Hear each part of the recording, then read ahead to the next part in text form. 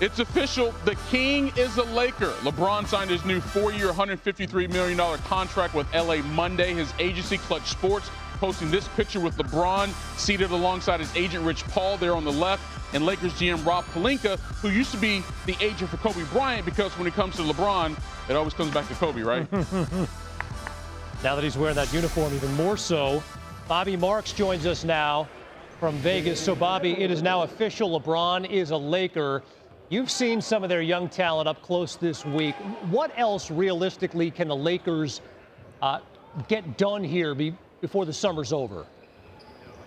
Well, they still have some work to do here, and I think when you look at their bench, how can you add another shooter, possibly a Wayne Ellington or a Jamal Crawford? The interesting part is going to be they've got $5.5 million in cap space right now. How do they time the signing of Lance Stevenson? I'm told that Stevenson will sign tomorrow, and what will happen is that cap space will go away, and then they'll be left with the $4.4 million room mid-level exception. So they still have a little bit of money to go out and get a shooter, but they still need some help on that bench here. Well, let's talk about the Rockets here and keep it in the West for a minute, Bobby. The Rocket team that came so close to a trip to the NBA Finals. Clint Capela played a major role there.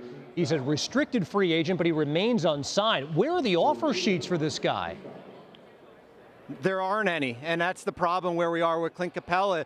Basically, Houston has told him, go out and get an offer sheet. There are really two teams right now that have cap space, Atlanta and Sacramento. Atlanta has basically taken the summer off when it comes to free agency, and I don't see an offer sheet out there for Capela. So the interesting thing will be, does Houston up their offer to an offer close to $20 million, or do we see Clint Capela take the $4.3 million qualifying offer? And that would be a huge blow to Houston, who's already lost, Trevor Ariza and Luc Mbah a Moute to free agency.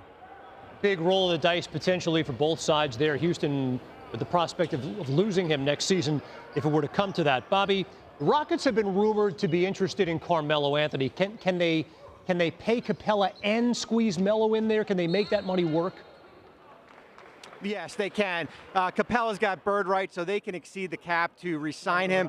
Regarding Carmelo, it will be interesting as far as if he is signed there. He's made $260 million in his career. They have the $5.3 million tax mid-level, which they are hesitant to use. If Anthony is signed there, I could see him going in there for the $2.4 million veteran exception. So it comes down to cost, though. Will ownership willing to pay a luxury tax there in Houston?